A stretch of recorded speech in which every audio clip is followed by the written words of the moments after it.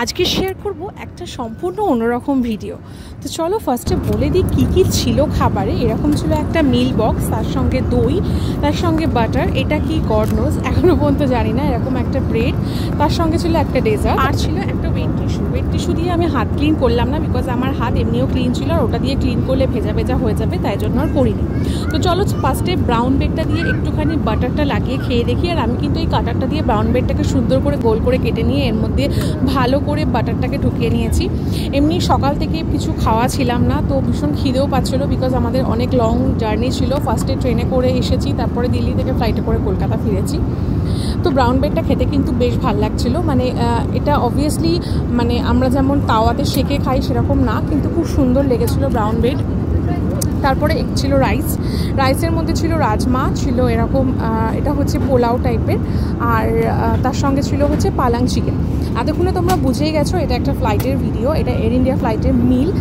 Basically আমরা যখনই travel করি ইন্ডিগোতে ট্রাভেল করি, ফলে ইন্ডিগোতে তো কোনো মিল প্রোভাইড করা হয় না, ওটা এমনি লো কস্ট এয়ারলাইন্স।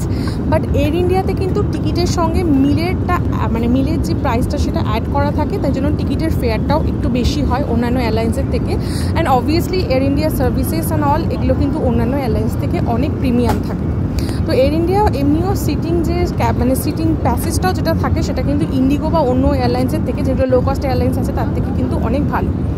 আমার তো খাবারগুলো বেশ ভালোই লেগেছে। রাজমা চাওয়াল দিয়ে কিন্তু পোলাওটা বেশ ভালো লাগছিলো। বেসিক্যালি এটা পোলাও হলেও কি হবে, ভাতটা কিন্তু একদম ঝুরঝুরে ছিল আর বেশ ভালোও লাগছিলো খেতে। খিদের পেটে এমনিও বেশ ভালোই লাগে, বাট এখনও পর্যন্ত আমি এটা কি উদ্ধার করতে পারিনি। যাই হোক, খাওয়ার শেষে দেখা যাবে ওটা কি। তারপরে চলো একটুখানি পালং চিকেন দিয়ে খেয়ে দেখা যাক। এবার পালং চিকেন দিয়ে খেতে গিয়ে আমি না বেসিক্যালি চিকেনটাকে ভাঙতে ভয় পাচ্ছিলাম।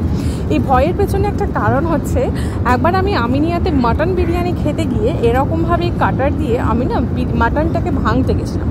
এবার তোমরা সবাই জানো মাটন একটু শক্ত হয়, এবং আনফর্চুনেটলি এটা ছিল হাড্ডির পিস, বাট ওপরে মাংসটা থাকায় সেটা আমি বুঝতে পারি।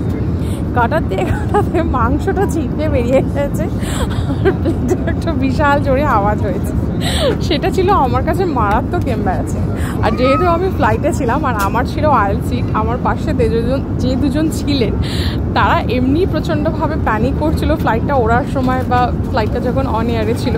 মেবি তাদের ফার্স্ট টাইম ট্রাভেলিং বা এরকম হাইট ফোবিয়া আছে। তার মধ্যে যদি আমি এরকম একটা কাণ্ড করি সেটা খুবই বাজে দেখাবে, তাই জন্য আমি আর রিস্ক পাচ্ছিলাম না, সেটাকে কাটতে খুব ভয়ই পাচ্ছিলাম। যাই হোক, মাংসটা খুব সফট ছিল বলে ইজিলি কেটে ফেলতে পেরেছিলাম, এবং পালং পনিরটা দিয়ে বেশ ভালোই লাগছিলো। এটা যদি পালং পনিরের মানে পালং চিকেন, এটা যদি পালং চিকেনের বদলে যদি কোনো চিকেনের গ্রেভি থাকতো তাহলে হয়তো খেতে আরও ভালো লাগতো। যাই হোক, যেটা ছিল সেটাই খুব ভালো ছিল, বিকজ খাবারের কোয়ালিটি কিন্তু সত্যিই ভীষণ ভালো, আর বেশ ভালোও লাগছিলো খেয়ে। আর কিন্তু কোয়ান্টিটিও কিন্তু অনেকটাই ছিল। দেখে হয়তো মনে হচ্ছিলো যে ছোট্ট একটা ফয়েল পেপারের মধ্যে একটুখানি, বাট যখন খেতে স্টার্ট করি বা যখন খাওয়ার শেষের পর্যায়ে আসে তখন বুঝতে পারলাম খাবারটা কোয়ান্টিটিতে কিন্তু ভালোই ছিল। মানে মোটামুটি একটা মানুষের পেট ঠিকঠাকভাবে ভরে যাওয়ার জন্য ভালোই ছিল। আমাদের যেহেতু রাত্রিরের ফ্লাইট ছিল তাই জন্য কিন্তু এরকম মিল দিয়ে দিয়েছিল। আর এটা ছিল দেখো লাস্টে একটা ডেজার্ট আইটেম। ডেজার্টটা কিন্তু বস ব্যাপক ছিল। যারা এয়ার ইন্ডিয়া ফ্লাইটে ট্রাভেল করেছো বা এই ডেজার্টটা যারা খেয়েছো তারা প্লিজ কমেন্ট করে জানিও কার কেমন লেগেছে।